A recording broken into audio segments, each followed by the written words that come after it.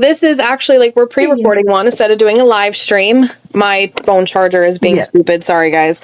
So we are gonna do a 2024 book awards video, like based on our 2024 reads, the awards we would give to books. So we've got some categories here, and I think Hannah had mentioned going over our reads for the year. So I'm actually pretty excited about this. So did you want to go first? Do you want me to go first? I don't have Goodreads up yet, so you go first. Okay, so all the way back in January, I started with Princess of Undersea, which is by my good author friend Leslie Kanzati. So it's a very Little Mermaid retelling, but her mermaids were actually like really different. So I thought that was creative. Next, I can't get it out. I put it at the bottom, is Anathalion by my editor and really good author friend H.A. Pruitt. So I read that this year, and I actually annotated it or tabbed it for quotes because I was telling her my thoughts as I read. So that's the second book I read this year. The third one I have on my Kindle, so I got to pull up the cover as soon as I can find it because apparently I've downloaded so many books. So I read The Winter Prince by Constance Lopez. Let me show you the cover again. Okay. Yeah, The Winter Prince by Constance Lopez, which is a fairy tale retelling. So that one was really good. And next I read Sanctuary of the Shadow by Aurora Asher, which was a 5-star read. Or it would have been a 5-star read, but the ending sucked. And then I got into psychological thrillers. So after that, I gotta pull it up. So my cover on this one is different. There we go. So Split by Swathi Avadi. It's a really dumb cover. I don't know. It's not the actual cover. I don't know how I ended up with that one. Which was a really, really good book. And then next up we have Darkroom Etiquette by Robin Rowe. Such a good book.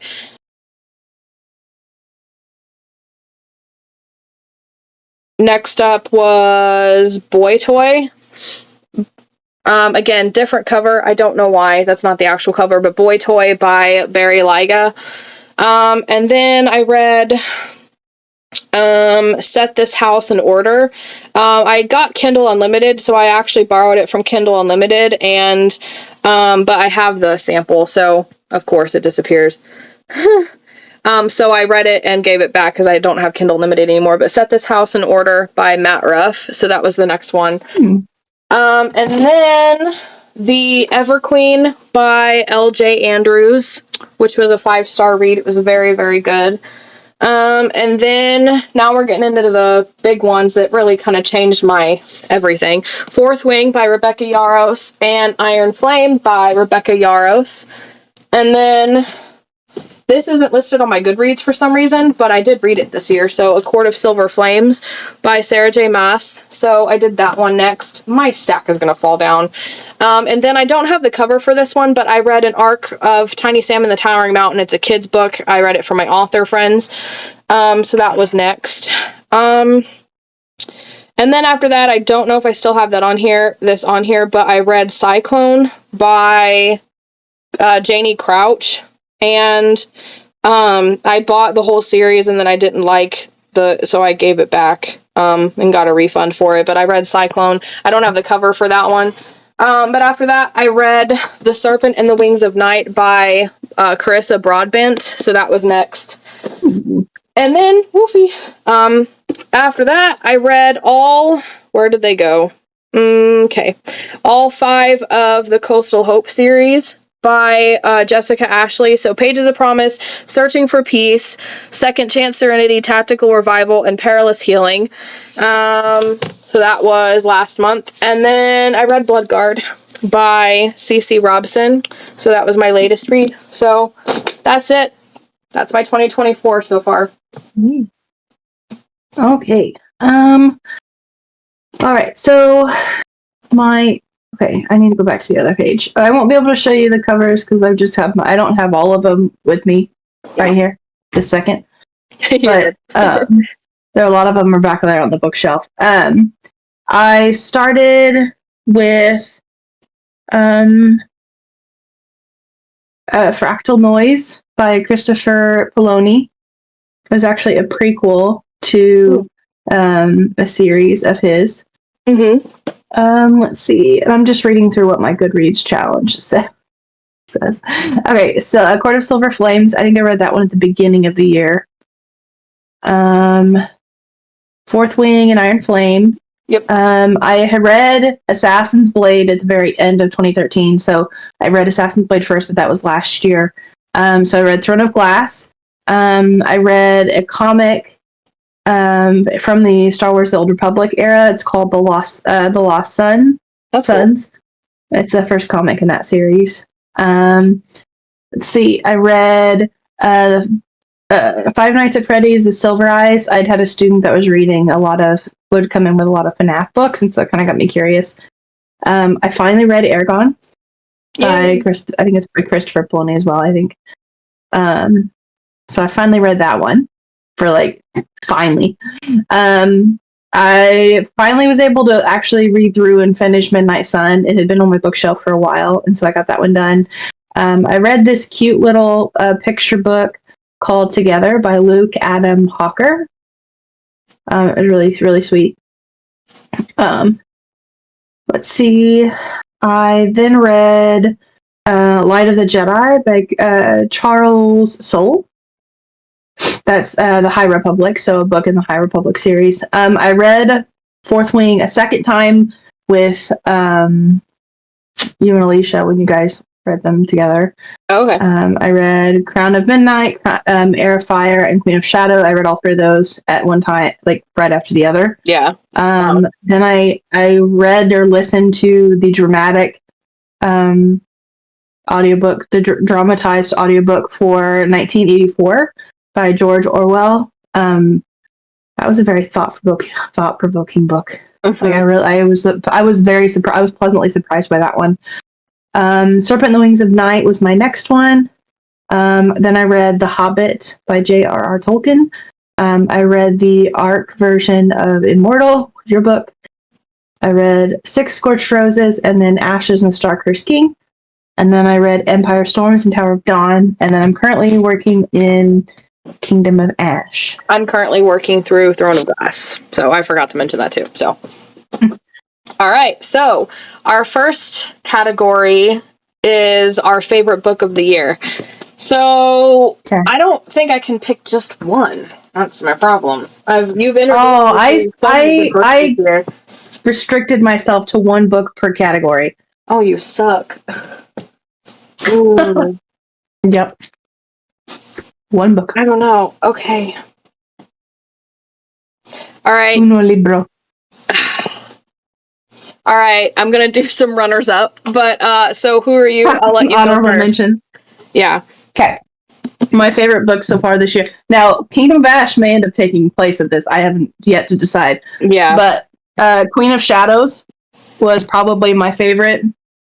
Okay, my favorite was Fourth Wing by Rebecca Yarros, with some really, really close seconds.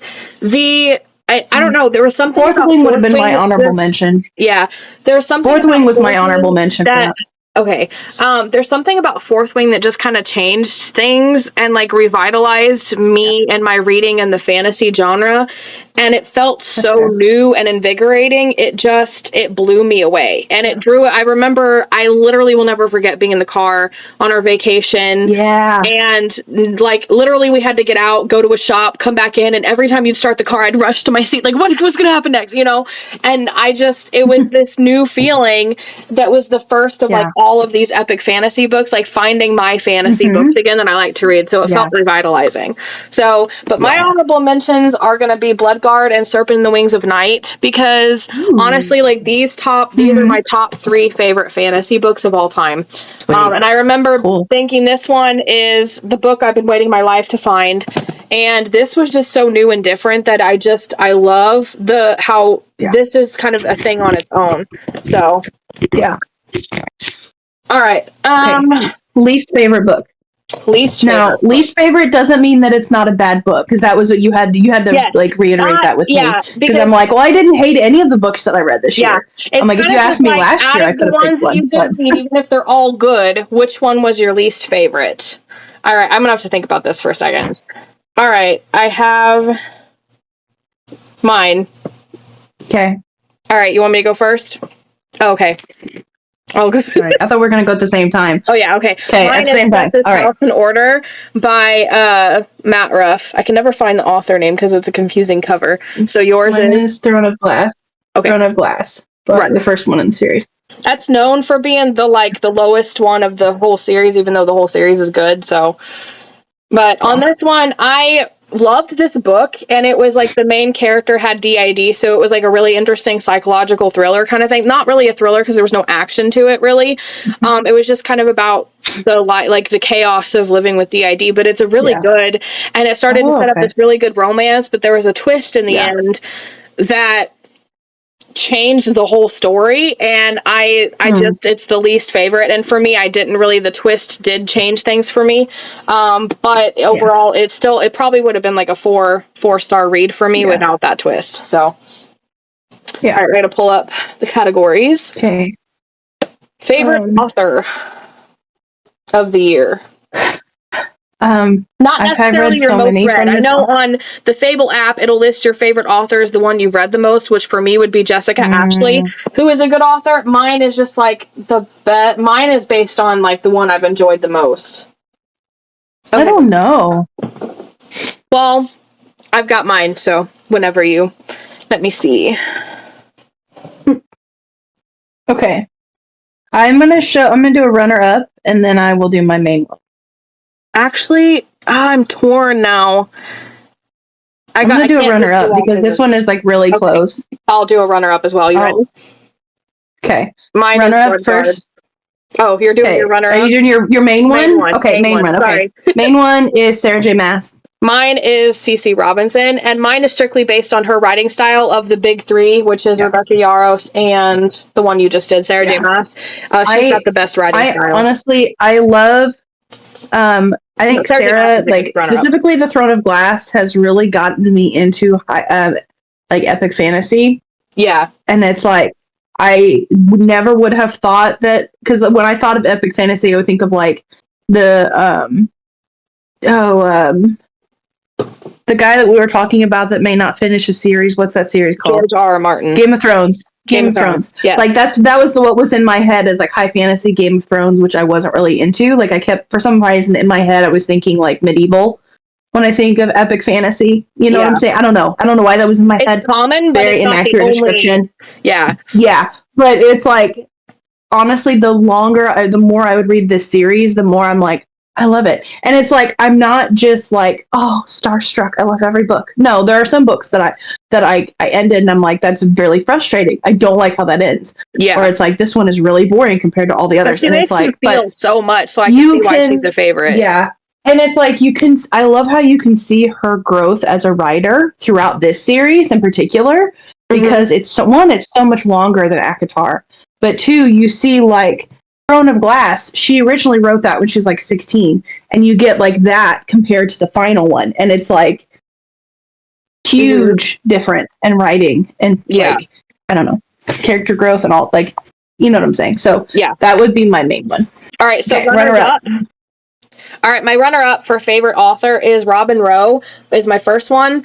The way that she or he, the author, wrote this darkroom etiquette, like, it was for, like, usually when you have, like, a thriller or a mystery, like, the crime is solved, somebody's been saved, we know who did the crime, and then it ends. This one actually went beyond that. It's the longest thriller I've ever read, and it actually really showed the aftermath of, like, being kidnapped and the trauma of what that's like, and the aftermath, and then I really just appreciated the way that, I would say this one and the one who wrote Boy Toy, which was Barry Lyga, the way that they did PTSD kind of really, it like was a new concept for me and taught me a lot. Like, so for me, I appreciate being taught that. And my next runner up is H.A. Pruitt. The way that she, in like, I don't know, it's like she calls you on an adventure and it just makes you feel like a kid again. Like the whole concept of like when you're a kid, you have such a big imagination, and as you get older, reality kind of sets in and it's harder and harder to play or imagine things.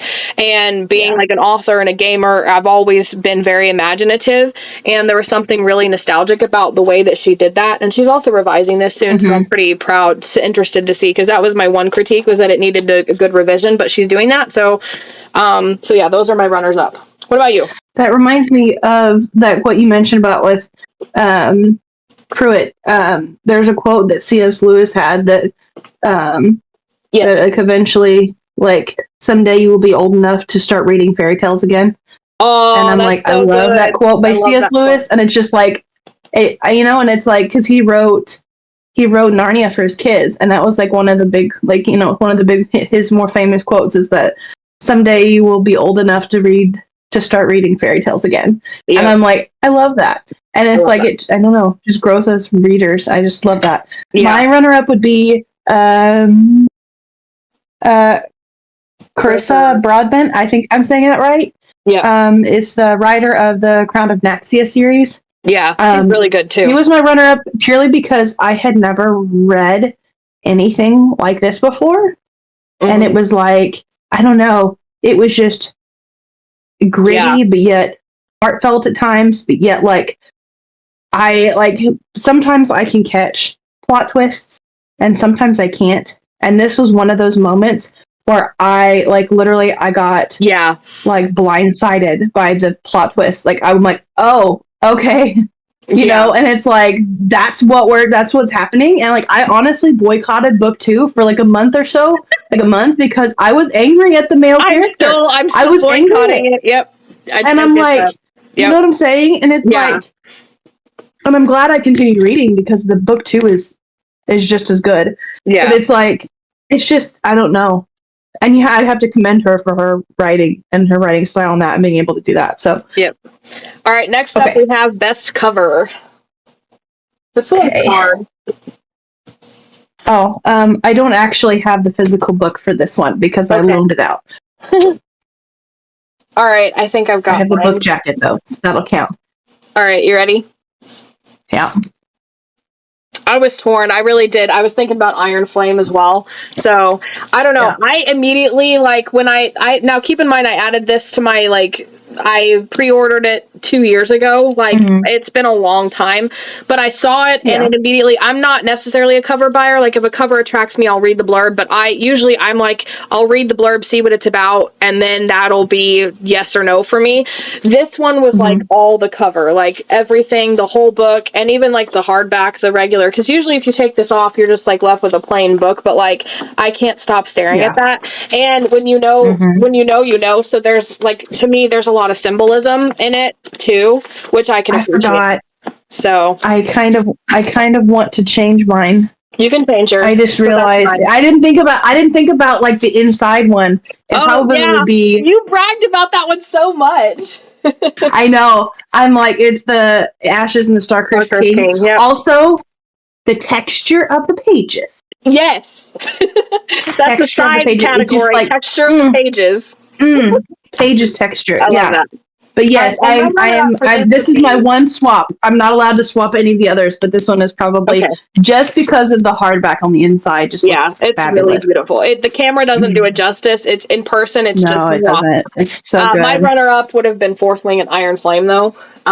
So yeah, for mine. Yeah. All right, book with the best plot line.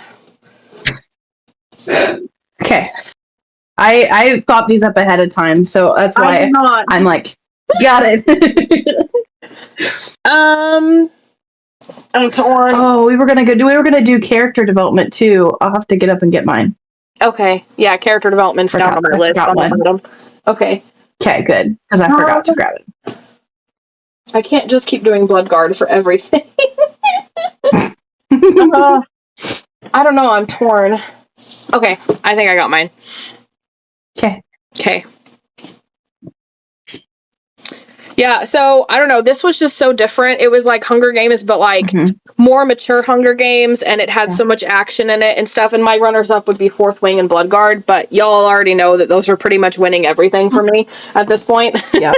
So, like Hannah said, it had a mixture of everything, and for me, it was just like, I don't know, maybe it's not. Maybe I'm changing my mind. I think this one, like... I'm swapping it. Changing your mind? Yeah. I can't. It's just like the race building and the concept of winning the Bloodguard. Like there's actual like the arena scenes are so creative. Like, I just can't. It actually really did have a good plot. And then you add the political stuff in there that at the time I didn't like, but like it actually was really creative political drama. So it's gonna go Bloodguard again. What about you? Yeah, I chose Fractal Noise. Right. As like my favorite, like best plot. It's fascinating because like it's space. So it's like one of the sci-fi type books that I read. And it's like a prequel to another series, but like a lot of people read it after they'd read the main one, and I just had no idea that there was another book in this series, so I just picked it up and read it because the blurb sounded good. Right. And it's like they find this new planet, and there's like this random hole that's emanating this noise, and so this party goes down to try to figure out what's going on. And it's like you go through the story just like because they're not like each of the characters, like none of the characters are really a fan of each other anyway. Like they bicker and fight a lot, and it's like you're literally watching them kind of like go crazy in a sense. Yeah, and it's like really fascinating. It was really fascinating. It's like nothing I hadn't really kind of ventured into that genre a little bit at all much until I read this one. I'm like, I really like that. That's cool. Which is like I had no idea he wrote Aragon because it's like Aragon is definitely fantasy, and I'm like, this is definitely not fantasy. It's very science fiction, futuristic world type thing, and I'm like, I like that. That's cool. All right, I'm worried we're going to run out of time on my phone, but we will deal with that. All right, next up we have book with the best romance. Okay. I'm gonna... Young me is gonna hate... I don't know. I'm torn. Young me... Earlier in the year me is gonna hate my choice. You ready? All right. Oh, cool. Can you imagine me at the beginning of the year saying this? Saying that won any award other than your one you hated. Yeah. Honestly, that was surprising. like, Nesta's character development does it all, and the fact that she treats him so badly, and Cassian is just there for her. It reminded me of my husband a lot. And Cassian is the best man. Like, you want Cassian as a husband. Like, I'm telling you, he is there, and he puts up with all of her crap, and her character development makes their romance, like, it is a character development book, so it makes their romance 10 times stronger because you have this much that is only focused on their romance and her character arc. That is it. There's a few action scenes and stuff which are intense. It got to the point where even the spicy scenes had a purpose and a plot, like a subplot kind of thing going on with them. So absolutely the best romance of the year for me. Yeah. I can't explain because you're reading book one and you won't want me to explain. No. I'm not even going to tell you who the characters are. Yeah. It's just... Oh, man. I need to get this series done, man. I'm telling you, you need to get through book one. Yep. All right, so my runner-up is The Ever King by L.J. Andrews. It was actually a really well-written enemies to lovers at parts, so it was really good. And then, like, when they find out that her, like, well, not find out, but, like, her family had to do with his past, before they threw in a twist that really changed that, it was, like, really good romance.